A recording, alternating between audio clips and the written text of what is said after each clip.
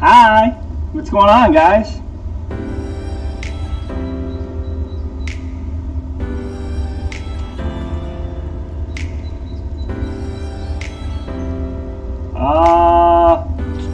So it's good to see you anyway. How many people we have in here?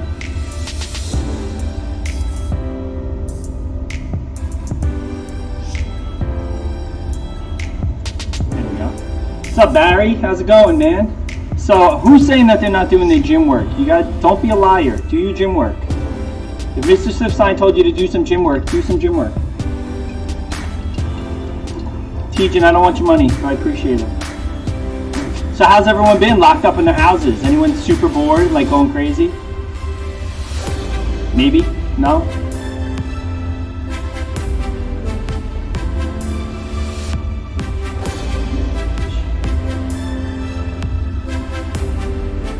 Buff, I might take you up on that moderator business. I trust you.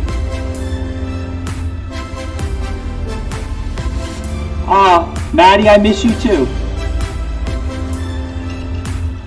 Robert, I also gained 20 pounds, like no joke. But actually, behind my green screen, I have a giant gym set that I've not touched, which is such a shame because it's there for me to use. I just haven't used it.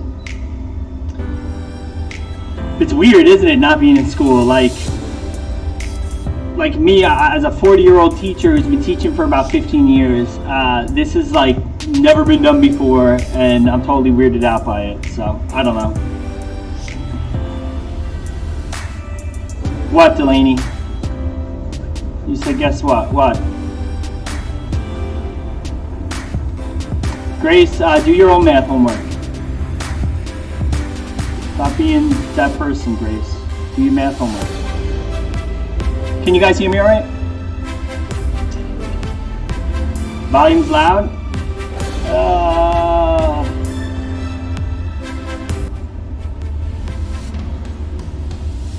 How's that?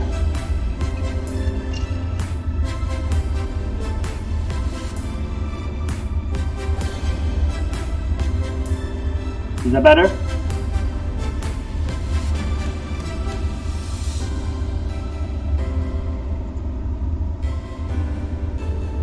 Alright, well, it's going to take a little bit to get all this stuff ironed out.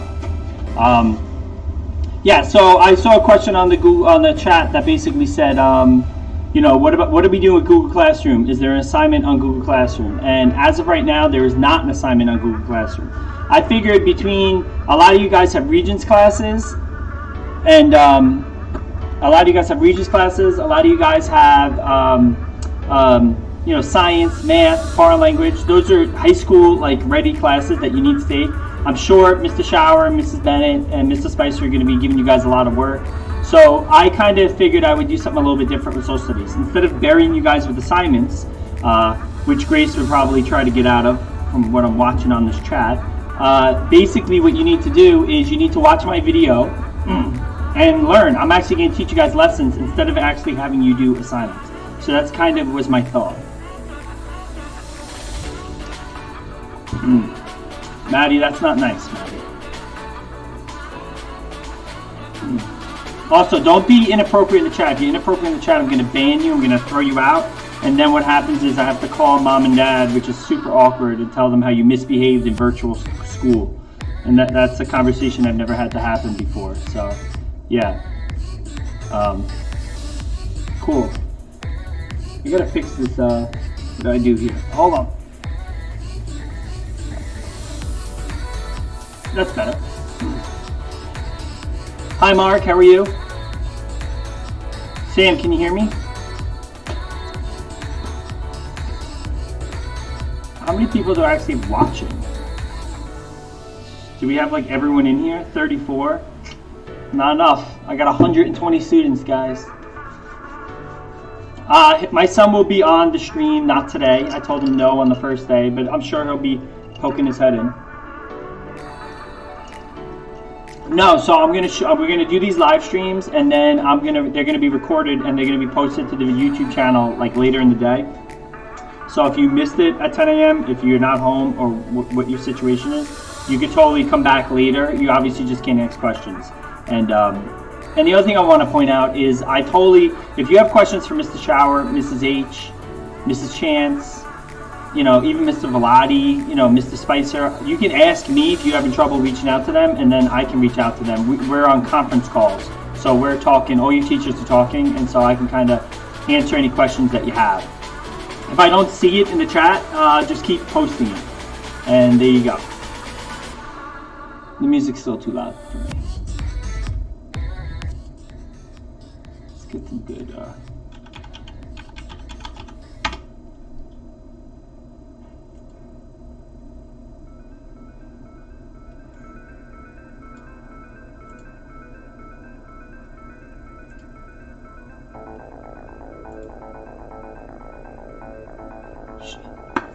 All right, so I think we're going to get started. That's what's going to happen. So the first lesson that we're going to talk about, we're going to talk all about Pearl Harbor and World War II, which is I have an actual video I made for you guys about Pearl Harbor. So it'll be kind of redundant. I'm going to go over it twice, but I figured I could talk to you guys live and ask about it. I'm not going to play Michael Jackson, so no, Sam. That's weird. Yeah, I would definitely start checking. The school kind of gave out a page kind of with all your classes on it, saying how they want you to communicate from home. So you definitely need to look into that. And then I would just check all your Google Classroom stuff.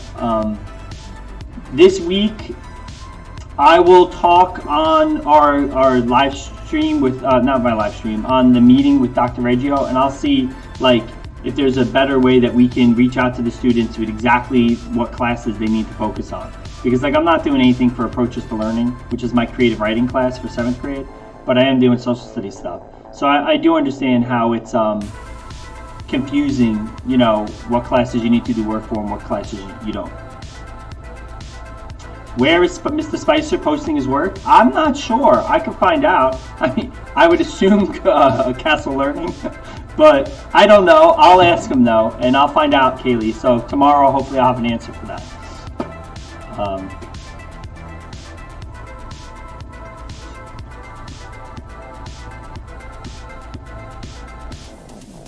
Mr. Spicer is off the grid. That is true. Oh, look. See, Hayden? He is posting Castle Learning. Told you. He seems to have stock in Castle Learning. So. I'm going to get a better mic too, so that will be fixed. It's coming in the mail and Amazon, so you just got to wait. Mark, be polite. All right, you guys ready for your lesson? Yes?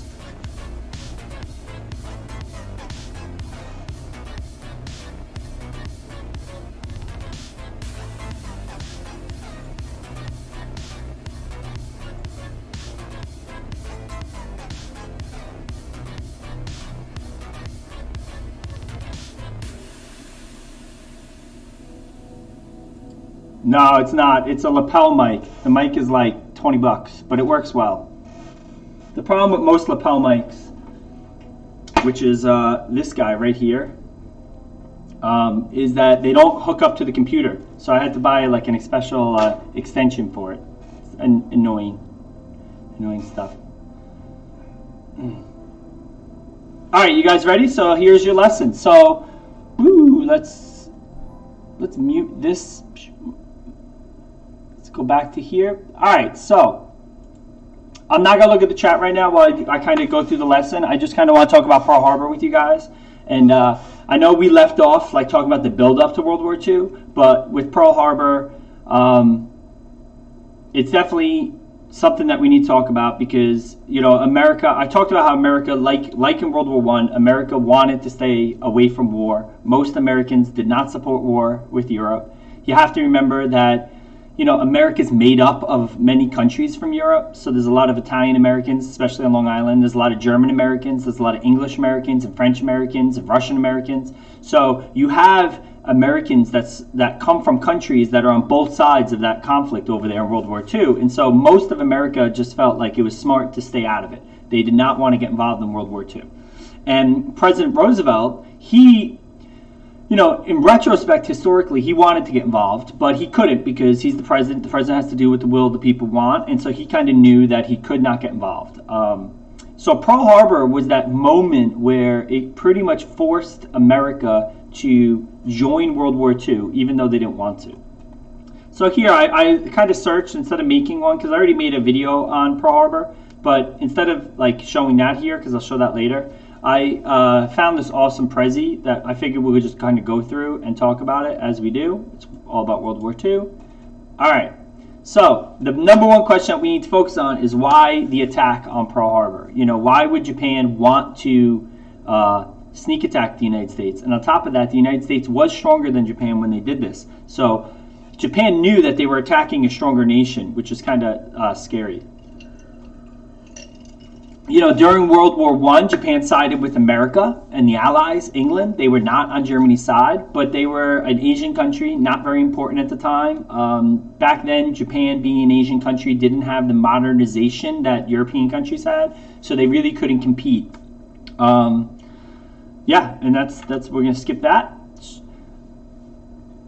Here you can see there's a lot of propaganda towards Japanese people and things. We call them, in World War II, they usually refer to them as Japs.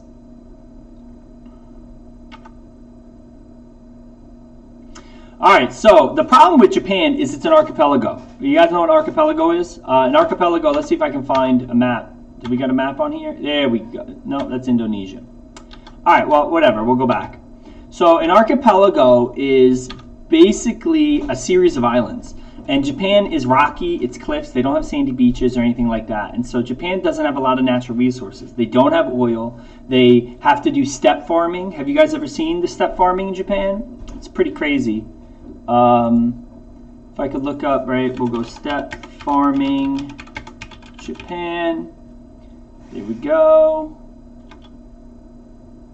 Right, what they do, because their situation is so mountainous, that they actually carve steps into the mountain to farm, because you can't farm on a slope, So they actually, these are some beautiful shots of Japan, but it's crazy. They actually kind of do this step farming because they don't have natural resources. Their diet primarily is fish-based because they're an island, they're a series of islands.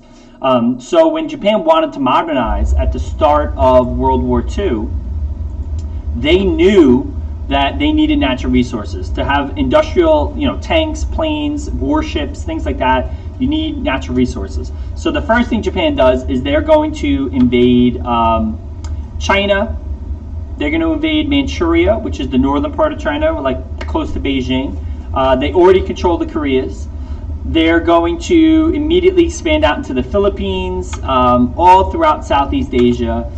They really take over Asian countries. So in June 1940, Japan moved into northern Indochina.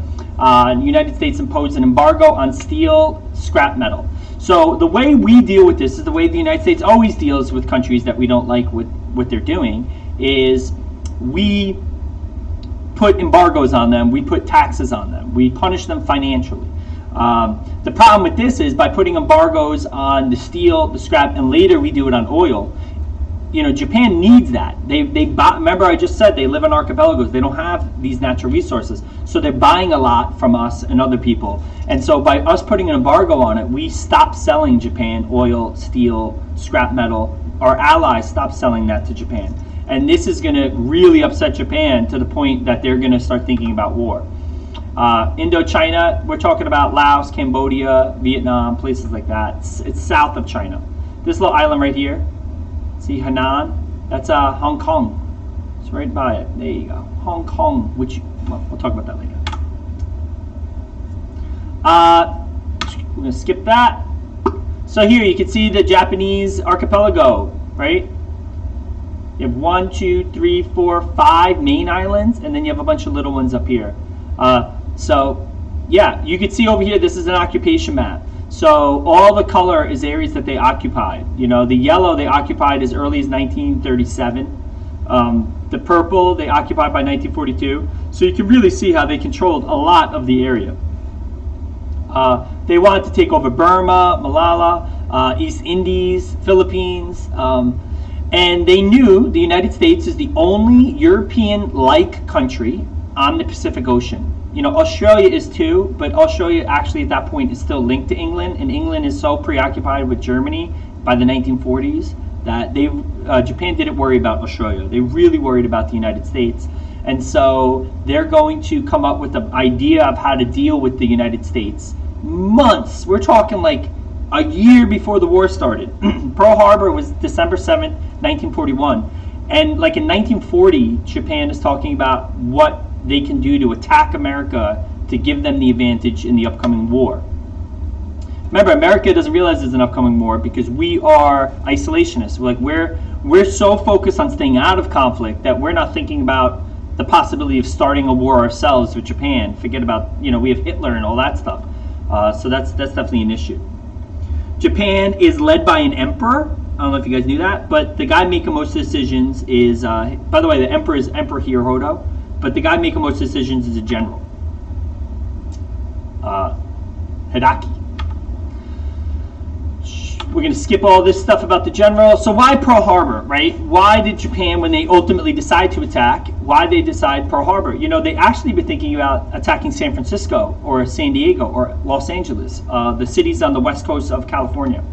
But you can see here, other targets included San Francisco, large coastal cities, etc. They decided upon Pearl Harbor because it was closer to Japan than the U.S., and they would have less distance to travel. The closer they came to the U.S. coast, the larger chance of being detected and forced to turn back. So that's why Pearl Harbor. The other big reason why Pearl Harbor is right here.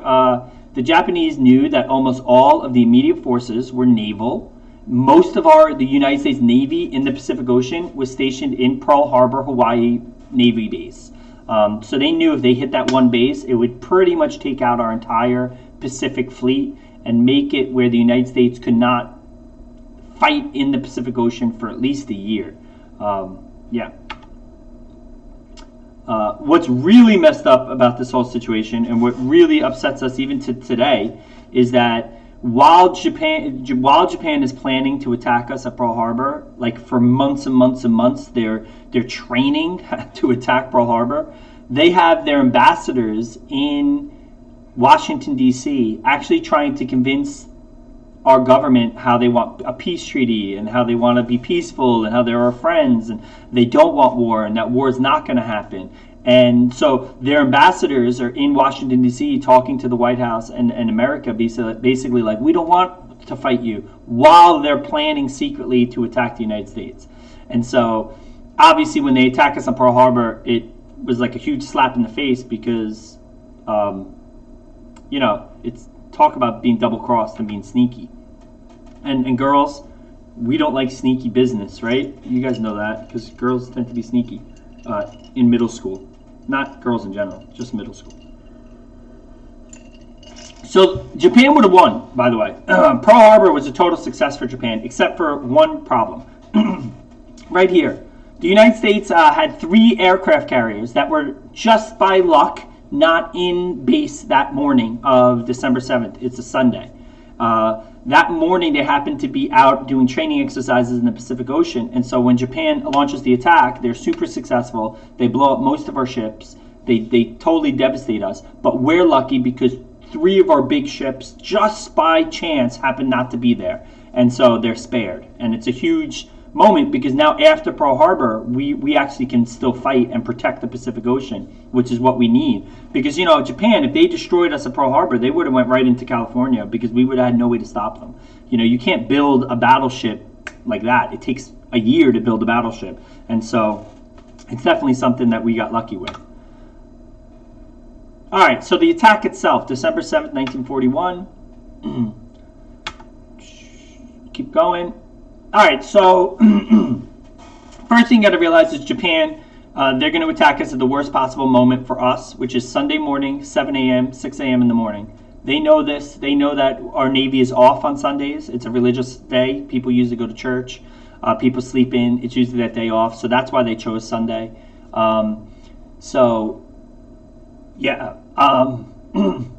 they sent a submarine into our harbor just to kind of look at stuff, and we noticed it, and they destroyed it. So our Navy kind of had a hint that a Japanese submarine was trying to sneak into Pearl Harbor at like 5 a.m. that morning.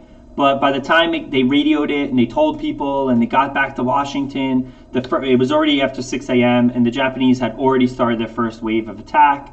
7 a.m. the Army alert operators basically spot the first wave, and they start getting blown up.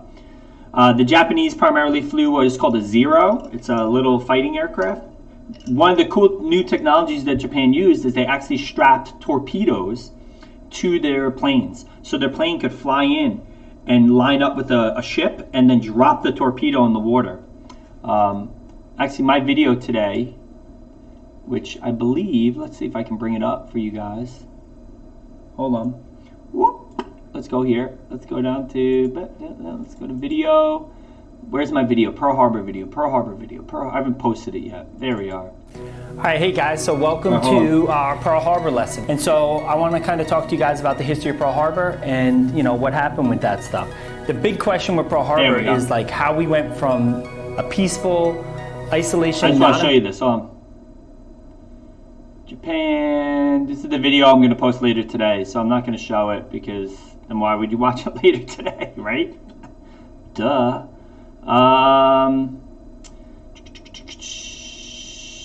So this is them all preparing. Pearl Harbor. Come on, I have to have a shot of. All right, so this is them coming in. They betrayed us. They were cowardly by sneak attacking us. Japan knew that if one country was going to be able to defeat them in the Pacific theater, it was going to be the United States. The U.S. Navy had no idea that they the attack was coming. They thought was so you could see necessary. The torpedoes. If you look closely at the planes, you could see the torpedoes. Figured out a way that they could knock us out in one strike, and they executed it. And they totally betrayed us. I mean, literally, I think this is Mr. Volger that week in Washington, D.C., the Japanese ambassador drops in the water. Boom, that's what I'm talking about. Was making offers of peace with the United States. By the way, this is like the best video I've made, so check it out later. Totally. All right, let's go back to our stuff. How's the chat going?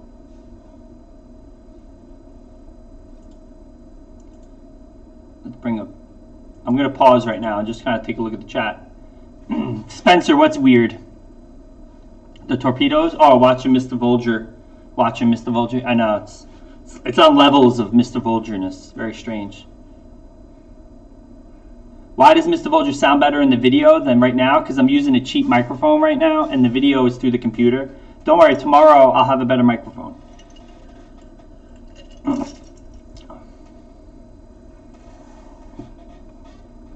Hi, Kraus. I'm leaving at 10:30. Yeah, we should be done at 10:30, Noah. Don't worry. Midway is a great movie, man. Great movie.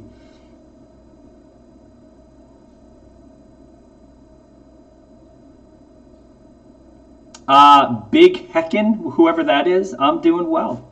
Yeah, I've gained like 10 pounds and I need to work out. And my son keeps calling me pudgy. But besides that, I'm doing well.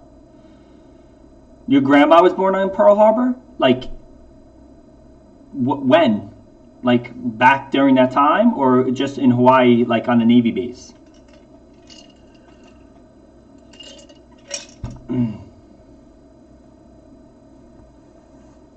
Oh, Vinny. That's cool. I need like 2-3 more moderators, but if you're a moderator, you definitely need to make sure that you're here most of the days. There you go. In fact, I think I might make Ryan Standard a moderator.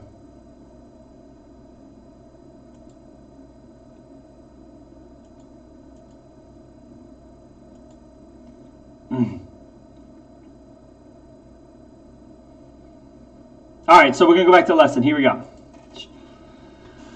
All right, cool. So let's move on. Look at this. They put their planes on aircraft carriers. One of the cool things that the Japanese did is, because people don't realize it, but Pearl Harbor is in the middle of the Pacific Ocean, and that is like super far away. We're talking thousands and thousands and thousands of miles from either the United States or Japan.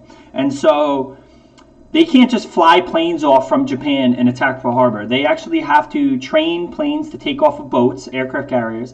Then they have to sneak their Navy to the north side of Hawaii, which is thousands of miles, while the United States has spy planes and we're kind of patrolling the Pacific. They have to sneak their fleet north of Hawaii, and then they have to have like their planes take off, hit Pearl Harbor, then turn around and come back to the plains and land on the plains. So it's a pretty extensive thing. Keep going. The first wave of the attack, Japanese want to destroy the American planes, right? So they're going to hit our airports on Hawaii first. They're going to attack all of our fighter planes. We barely, I think throughout the whole battle, they actually only get like, the United States only gets like 10 aircraft in the air compared to like the 400 that the Japanese had. So it's totally different. After that, they want to attack our military installations, our buildings, and they want to, of course, attack our battleships, because the battleships is what's going to stop us from being able to defend the Pacific Ocean. Look at this. Hold on, I just want to go back here. 7/8 of the battleships destroyed within the first half hour of the attack. So that's crazy. That's how successful the Japanese were. Oahu. Bad resolution, sorry. So there's some actual photographs, pretty cool. Second wave of the attack. So at 8:30, 170 Japanese planes appeared over Pearl Harbor. The targets were basically the base itself, not just the harbor and the boats, but the actual buildings and things like that. And it went on for about 2 hours. You can see.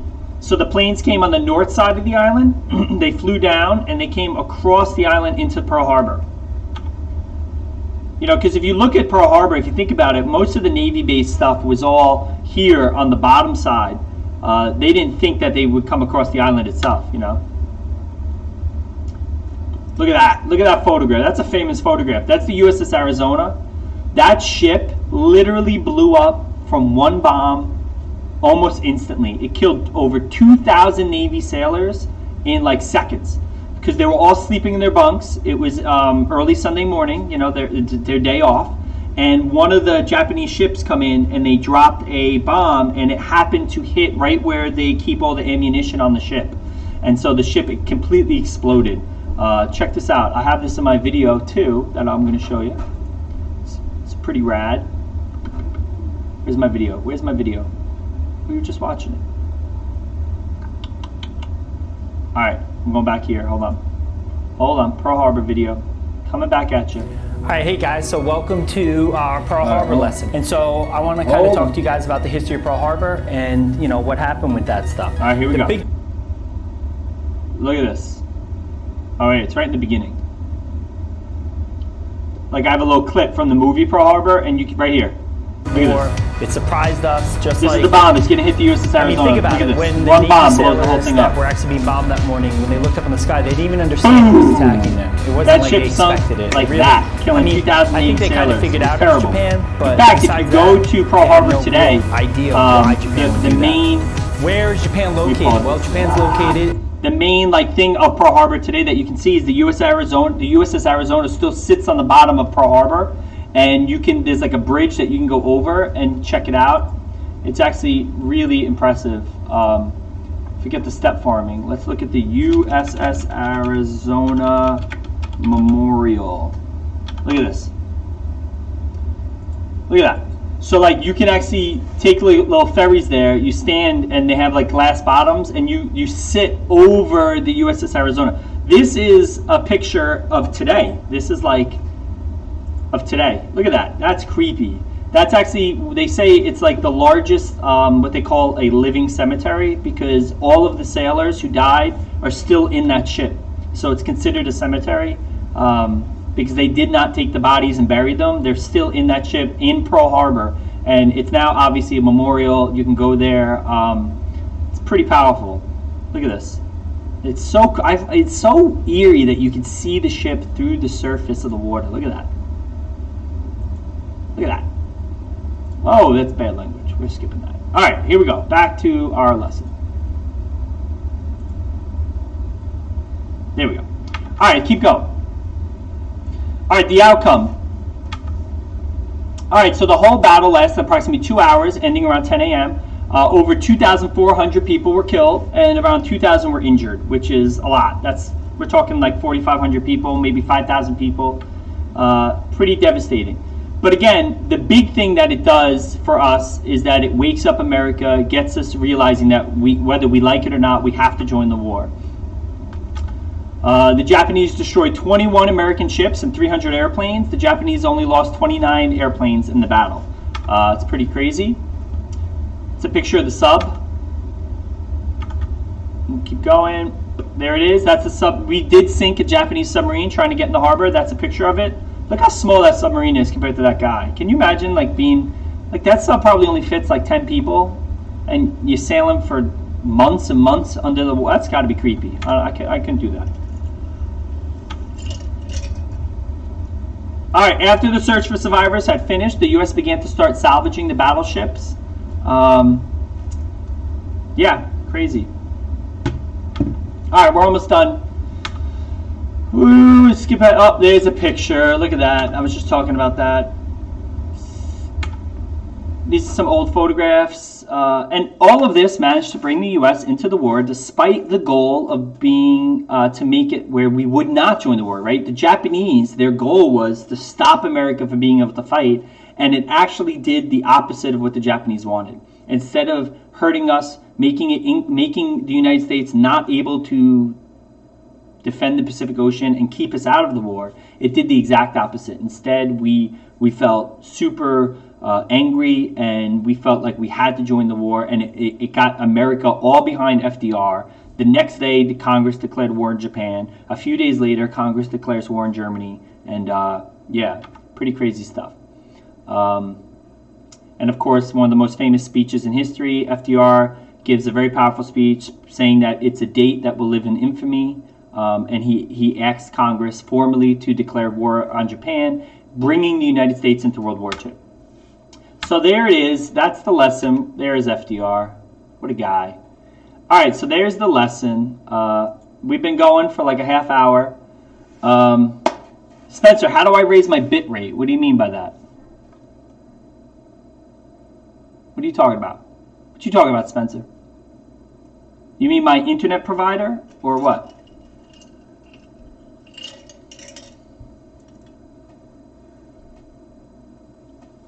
No, war never changes. It's so true. All right, I'll look into that. But like I said, it's gonna take a little bit of a couple days of us doing this before I can actually like I think have it going smooth. So there you go. All right, bye, Grace. Love you too, Anthony. All right, so that's it. Yeah, the images in your stream are a bit blurry. Are all images like this one right now, or just the Prezi presentation I was showing you guys? Because the Prezi was a little blurry on my end too, but I'll get better at it. All right, I'll try to improve the quality tomorrow. I'm actually a Boy Scout, not a Girl Scout, but thanks, Mark. All right, guys, so I will see you guys tomorrow. Guys, if you have any questions, please write them down so that tomorrow on stream you can ask me. That would be really helpful.